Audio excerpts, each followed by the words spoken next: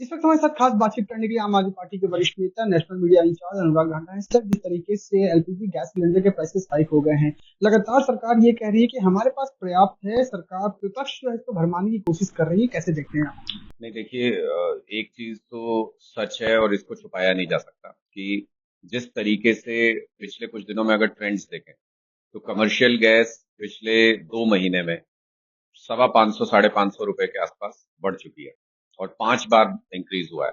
आज jet fuel को जिस तरीके से 8.5% डोमेस्टिक फ्लाइट्स के लिए और 114% इंटरनेशनल फ्लाइट्स के लिए बढ़ाया गया, उसका सीधा असर एयर फेयर पे आपको दिखाई देगा। कमर्शियल गैस बढ़ने से आपके होटलों के अंदर खाने के रेट्स बढ़ गए हैं, वो महंगा हो गया है। जैसे ही रेट्स बढ़े वैसे ही आपके डिलीवरी के रेट्स बढ़ गए हैं, तो इसका मतलब कि आम आदमी के ऊपर वहां से भी बोझ आने वाला है। और प्रीमियम पेट्रोल डीजल के प्राइस बढ़ रहे हैं कंटिन्यूअसली, वो भी 2-3 बार बढ़ चुके हैं पिछले कुछ दिनों में। ये सारी चीजें इंडिकेट करते हैं, गैस कोई अलग थोड़ी है, गैस तो वही कमर्शियल सिलेंडर में, वही घरेलू सिलेंडर में।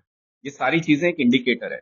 जब चारों तरफ से ये सारी चीजें बढ़ रही हैं, इसका मतलब आने वाले दिनों में घरेलू गैस के भी बहुत जबरदस्त तरीके से दाम बढ़ने वाले हैं। अभी क्यों नहीं बढ़ रहे? क्योंकि 20 दिन बाद चुनाव है और बीजेपी चुनाव के लिए कुछ भी कर सकती है। तो अभी 20 दिन के लिए इन प्राइसेस को रोका जा रहा है, लेकिन आसपास के जो ट्रेंड्स है उससे समझ में तो आ रहा है ना कि क्या होने वाला है। बहुत ही भयानक आगे आने वाली तस्वीर नजर आ रही है महंगाई की। और इस महंगाई में आग में घी डालने का काम सरकार भी कर रही है। टोल टैक्स बढ़ा दिया 5%। भाई तुम तो रुक जाओ, जो इंटरनेशनल कारणों से हो रहा है वो तो हो ही रहा है, उसमें आप आग में घी डालने का काम कर रहे हो। जो चीज नहीं भी बढ़नी चाहिए उसको भी बढ़ा रहे हो। टोल टैक्स की क्या जरूरत है अभी 5% बढ़ाने की? सीमेंट के दाम बढ़ गए, 50 रुपए 100 रुपए पर बैग बढ़ गए। तो जूते चप्पल 25% तक महंगे हो गए हैं। ब्रेड 30 रुपए से 35 रुपए का हो गया। ये सारी चीजें आम घरों को और कमाई बढ़ने का कोई संसाधन, कोई साधन किया है क्या सरकार ने? कोई सैलरी बढ़ती हुई नजर आ रही है क्या कहीं पे? तो इसका मतलब आमदनी नहीं बढ़ रही आम आदमी की, लेकिन महंगाई का जो बम है वो फूटते हुए साफ नजर आ रहा है भविष्य में। हमारा सवाल ये है कि जब देश इतनी गंभीर संकट की तरफ जा रहा है और साफ नजर आ रहा है कि भविष्य क्या है, प्रधानमंत्री ने खुद संसद में कहा कि कोरोना जैसे हालात होने वाले हैं, ऐसे में प्रधानमंत्री क्या कर रहे हैं? क्या उनको अपने मंत्रिमंडल, अपने ऑफिसर्स के साथ बैठ के स्ट्रेटेजी नहीं बनानी चाहिए? उनको ये प्लान नहीं करना चाहिए कि कम से कम असर लोगों के ऊपर इसका कैसे पड़े, व्यवस्था कैसे सुनिश्चित करें? सिलेंडर्स की लाइन लग रही है, ये कह रहे हैं कमी नहीं है।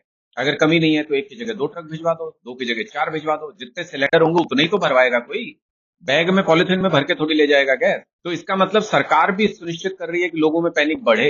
60 रुपए इन्होंने घरेलू गैस का दाम बढ़ा दिया था ताकि लोगों में पैनिक बढ़े। तो ये सारी चीजें ये दिखाती हैं कि पीएम जब भी देश मुसीबत में होता है, तो आज प्रधानमंत्री का पिछले 3 दिन का शेड्यूल देख लो।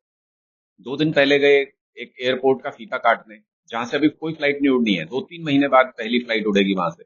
आज इनको फीता काटना था। उसके बाद ये कल म्यूजियम का उद्घाटन कर रहे हैं, ट्रेन वो किसी को हरी झंडी दिखा रहे हैं कहीं पे, कहीं ये रैली कर रहे हैं, कहीं रोड शो कर रहे हैं। आज ये असम में चुनाव प्रचार करने पहुंच गए, वहां चाय की पत्तियां तोड़ते हुए नजर आ रहे हैं। गंभीरता देखिए आप कि जब देश इतने बड़े संकट की तरफ बढ़ रहा है, तो प्रधानमंत्री प्लानिंग और स्ट्रेटेजी नहीं कर रहे, चुनाव प्रचार कर रहे हैं, फीते काट रहे हैं। इससे पता चलता है कि प्रधानमंत्री को कोई मतलब नहीं कि देश के लोगों के साथ क्या होने वाला है, क्या हो रहा है, कितनी समस्या में वो है। जब समस्या आ जाएगी तो सबको इकट्ठा करके कहेंगे बजाओ थाली। तो ऐसा अगर नेतृत्व देश में है, तो साफ नजर आ रहा है कि संकट और ज्यादा गंभीर हो जाता है, लोगों की समस्या और ज्यादा बढ़ जाती तो आखिरी सवाल ये है कि लगातार आम आदमी पार्टी की गिरफ्तारी की जो सिलसिला जो है वो लगातार जारी है। गुजरात में भी आपने देखा किस तरीके से गढ़वी जी को गिरफ्तार किया गया। प्रदेश अध्यक्ष है वहाँ के। किस तरीके से देखते हैं, क्यों आम आदमी पार्टी पे लगातार इस तरीके की परेशानियां, लगातार दबाव बनाए जा रहे हैं? है। देखिए, जब जब बीजेपी डरती है, पुलिस को आगे करती है। अरविंद केजरीवाल जी के साथ इन्होंने क्या किया? पूरा झूठा केस पूरी तरह से, और उसमें इन्होंने 150 दिन अरविंद केजरीवाल जी को जेल में रखा, हमारी पूरी लीडरशिप को जेल में डाल दिया, और फिर दिल्ली के अंदर चुनाव इन्होंने धोखाधड़ी करके जीता। गुजरात में पिछले 3 महीने 4 महीने से इनकी नींद उड़ी हुई है। बीजेपी परेशान है। कांग्रेस से तो इनको मुकाबला नहीं मिलता था ना। अब इनको दिख रहा है कि आम आदमी पार्टी की सभाओं में लाखों लाख लोग आ रहे हैं, अरविंद केजरीवाल जी की रैलियों में। वहां पे आम आदमी पार्टी के नेताओं के पीछे हजारों लोग चल रहे हैं। तो ये परेशान है।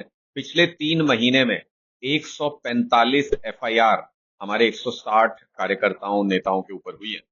और आज जब, और बिना बात के, कोई कारण नहीं, किसी पे भी एफआईआर कर दी, किसी को भी अरेस्ट कर लिया।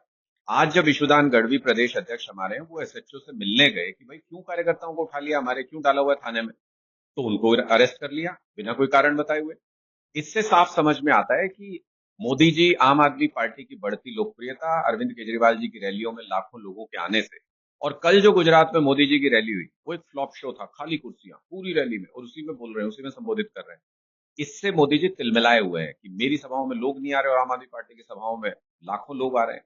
इससे मोदी जी और बीजेपी तिलमिलाए हुए हैं और बिना बात के आम आदमी पार्टी कार्यकर्ताओं नेताओं को पुलिस से प्रताड़ित करा रहे हैं, क्योंकि वो लोकतांत्रिक तरीके से मुकाबला नहीं कर पा रहे आम आदमी पार्टी का। लेकिन लोकतंत्र में लोकतांत्रिक तरीका ही सर्वोपरि होता है, लोगों की इच्छा ही सब कुछ होती है। मोदी जी कितना मर्जी जोर लगा लो, आपके दिन आ गए, आपको जाना है आज, अब किसी न किसी रूप में निश्चित तौर पे आपको जाना है।